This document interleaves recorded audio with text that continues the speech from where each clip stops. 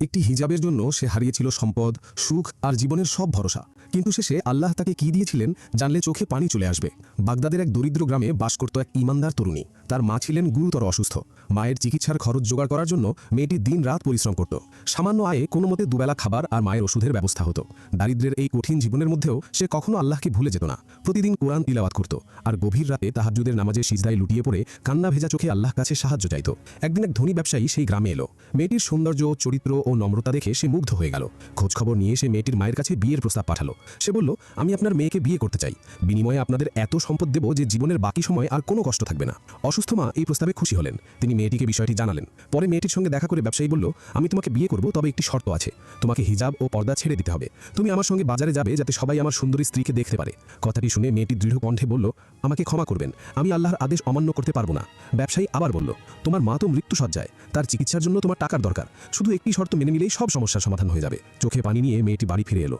সব কথা শুনে তার মা বললেন, মা, আমার জন্য কখনো আল্লাহর অবাধ্য হও না। আমি চাই তুমি আল্লাহর সন্তুষ্টিকেই সবচেয়ে বেশি গুরুত্ব দাও। প্রস্তাব প্রত্যাখ্যান হওয়ায় ব্যবসায়ী ক্রুদ্ধ হয়ে উঠল। সে গ্রামবাসীদের উস্কে দিল। অনেকেই মেয়েটিকে অপমান করতে লাগলো। কেউ তার কাজ দিত না, কেউ তার পাশে দাঁড়াতো না। এরই মধ্যে এক রাতে তার মায়ের শারীরিক অবস্থা আরও খারাপ হয়ে গেল। মেয়েটি কাঁদতে কাঁদতে আল্লাহর কাছে দোয়া করতে লাগলো। মা তার হাত ধরে বললেন, আমার জন্য দোয়া করো, যেন আল্লাহ আমাকে জান্নাত দান করেন। তুমি আমার জন্য নিজের ঈমান বিসর্জন দাওনি, এটাই আমার সবচেয়ে বড় শান্তি। সেই রাতেই তার মা ইন্তেকাল করলেন। এখন পৃথিবীতে মেয়েটি সম্পূর্ণ একা। পরদিন ব্যবসায়ী আবার এসে বলল, এখন তো তোমার মাও নেই, আমার শর্ত মেনে নাও, নইলে ক্ষুধায় কষ্ট পেতে হবে। মেয়েটি দৃঢ়ভাবে উত্তর দিল, আমি ক্ষুধার কষ্ট সহ্য করব, কিন্তু আল্লাহর আদেশ অমান্য করব না। দিন কেটে যেতে লাগলো। সে কঠোর পরিশ্রম করত, অনেক সময় না খেয়ে থাকতো, কিন্তু ঈমানের ব্যাপারে এক চুলো আপোষ করত না। প্রতিটি তাহাজ্জুদের রাতে সে অশ্রুসিক্ত চোখে বলতো, হে আল্লাহ, তুমি ছাড়া আজ আমার আর কোনো আশ্রয় নেই। একদিন এক বৃদ্ধ দরবেশ তার সঙ্গে দেখা করলেন। মেয়েটি তাকে নিজের সমস্ত কষ্টের কথা খুলে বলল। বৃদ্ধ মৃদু হেসে বললেন, কন্যা, আল্লাহ তার প্রিয় বান্দাদের পরীক্ষা করেন, ধৈর্য ধরো, নিশ্চয়ই তিনি তোমার উত্তম ব্যবস্থা রেখেছেন। কিছুদিন পর অন্য শহর থেকে এক সম্ভ্রান্ত ও সৎ যুবক ব্যবসায়ী সেখানে এলো। সে মেয়েটির ঈমান, ধৈর্য ও আল্লাহভীতির কথা শুনে গভীরভাবে প্রভাবিত হলো।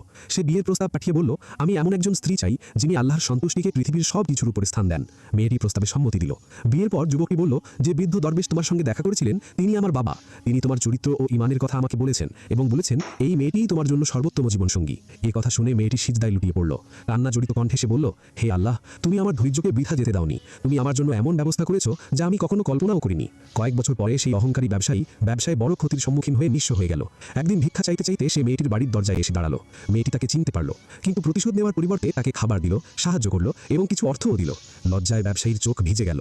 সে বলল, আমি একসময় তোমাকে আল্লাহর পথ থেকে সরিয়ে দিতে চেয়েছিলাম, আর আজ তুমি আমার উপকার করছো। মেয়েটি শান্তভাবে বলল, এটা আল্লাহর দয়া, তার কাছে তওবা করুন এবং তার দিকেই ফিরে আসুন। সেদিন ব্যবসায়ী আন্তরিকভাবে তওবা করল। তাকওয়া ও ধৈর্যের প্রতিদান আল্লাহ কখনো নষ্ট করেন না।